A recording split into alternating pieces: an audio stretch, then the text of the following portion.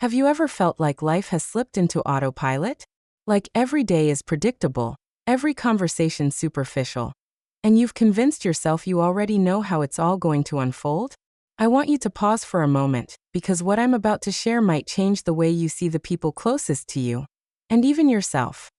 Before we dive in, make sure to subscribe to my channel because I share real stories that touch the heart, reveal truth, and sometimes transform the way we live.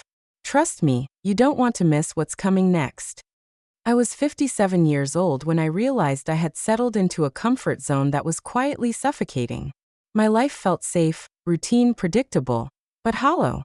My relationship with my son Daniel, once vibrant and full of laughter, had narrowed into polite exchanges, surface-level conversations, and the occasional meal together. After losing my husband 3 years earlier, I had wrapped myself in habits like armor, believing that if I could just manage each day, I could survive the grief that never really left me. Daniel and I communicated, yes, but it was as if a thin glass wall separated us. We saw each other, but we weren't truly present. The deep conversations, the late-night talks, the confessions and dreams, all of that had faded. It wasn't anyone's fault, not really. Life just moved, and we moved with it, believing we were doing fine. Then came a suggestion that changed everything. Daniel called one Tuesday evening with a proposal that sounded almost absurd at first. A mountain retreat, a weekend away, just the two of us. My initial instinct was to decline. I wasn't sure I wanted to spend days trapped in a confined space with my adult son. He had his own life, his own responsibilities, and the thought of talking endlessly about nothing felt exhausting. But there was something in his voice, something earnest, unshakable. "Mom," he said softly, "I really think this would be meaningful for both of us." And just like that, my heart betrayed my doubts. A maternal instinct I thought I'd mastered nudged me forward, and before my practical mind could intervene, I said yes. 2 weeks later, we were winding our way up a mountain road, the kind that curves endlessly through towering pines. Daniel had found a secluded cabin online, a place that looked like it had been lifted from a travel magazine. Weathered wood, large panoramic windows, the kind of place that promises escape and reflection. The valley below stretched forever, and the air carried a sharp, clean scent that made my lungs feel alive again. We arrived as the sun was dipping behind the peaks, painting the sky in amber and rose. Daniel handled everything, from booking to groceries, with meticulous care. I couldn't help but notice the little details he'd always attended to, even as a boy. It was a reminder of the son I knew and the man he had become. Inside, after unpacking, an unusual tension settled. Not uncomfortable, but unfamiliar. We had no obligations, no buzzing phones, no deadlines. Just the two of us, the cabin, and time stretching endlessly ahead. That first evening, we built a fire and prepared dinner together. The flames danced, casting shadows that seemed to breathe life into the room. At first, our conversation was light, talking about the drive and the rustic charm of the cabin. But as we settled in, memories emerged naturally. Trips I had taken with his father, walks along the coast at sunset, dreams we had shared when we were young. Daniel listened with a focus I hadn't seen in years. For a moment, it felt like stepping back in time, back to when our home had been filled with laughter and stories.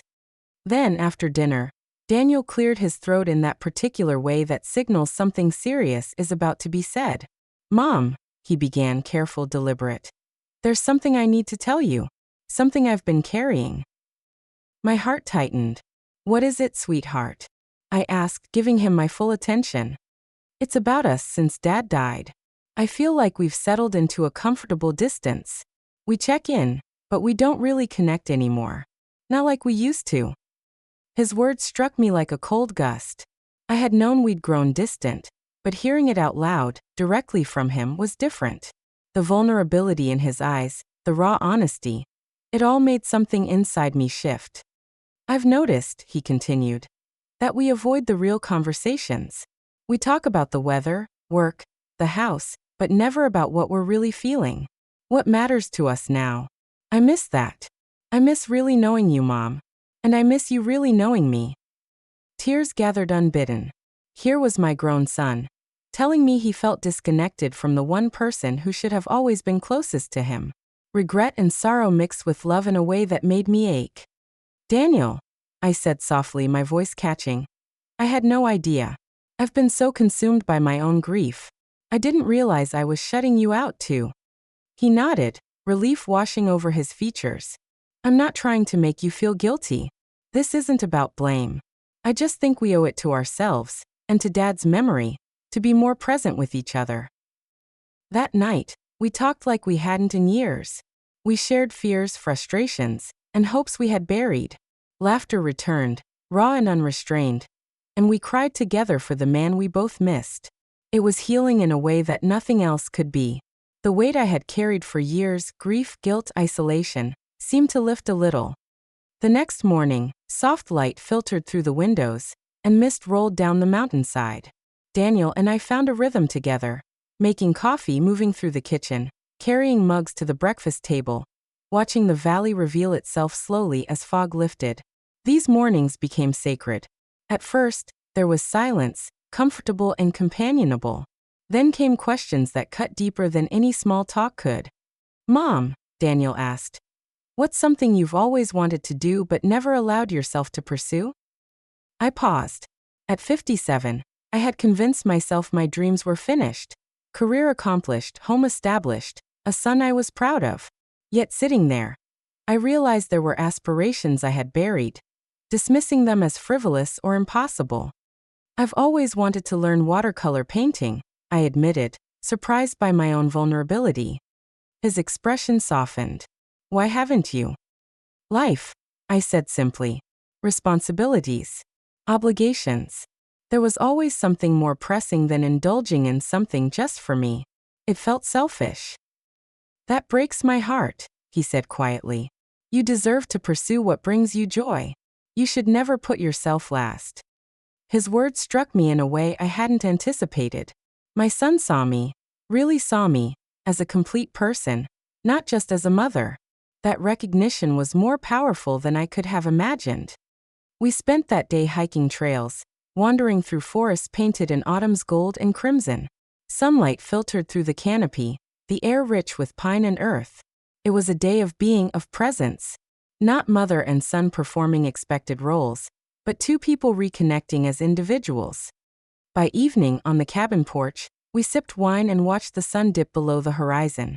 We've been so focused on what we lost, Daniel reflected, that we forgot to see what's still here, and what's possible ahead. His insight was a mirror, reflecting the truth I had been avoiding. Moving forward had felt like betrayal, as if embracing life without Dad would dishonor him. But staying frozen in grief only stole the present from us. As the days passed, our conversations deepened. We revisited memories, but also explored hopes, fears, and dreams. Daniel encouraged me to imagine life beyond routines and responsibilities. I began to see that grief does not have to define connection. It can deepen it if we allow vulnerability to lead the way. We shared stories, laughed until our stomachs ached, and cried openly. We spoke of joy, of fear, of courage. I rediscovered parts of Daniel I hadn't seen in years. His empathy, his humor, his insight. And he discovered me anew. The woman behind the roles I had been playing for decades. On our final evening, we sat by the fire one last time. This trip, Daniel said softly, isn't just about the mountains or the cabin. It's about realizing we can still choose connection, still choose each other, still choose life. I nodded, understanding more than words could convey. The trip had been transformative, a doorway back to authentic connection. Not just with Daniel, but with myself. It was a reminder that love, presence, and attention are choices we make every day. That even after loss, even after years of routine, we can rediscover one another, and the parts of ourselves we thought had been left behind. So if you've ever felt life slipping into autopilot, if you've ever lost touch with someone you love, take a moment.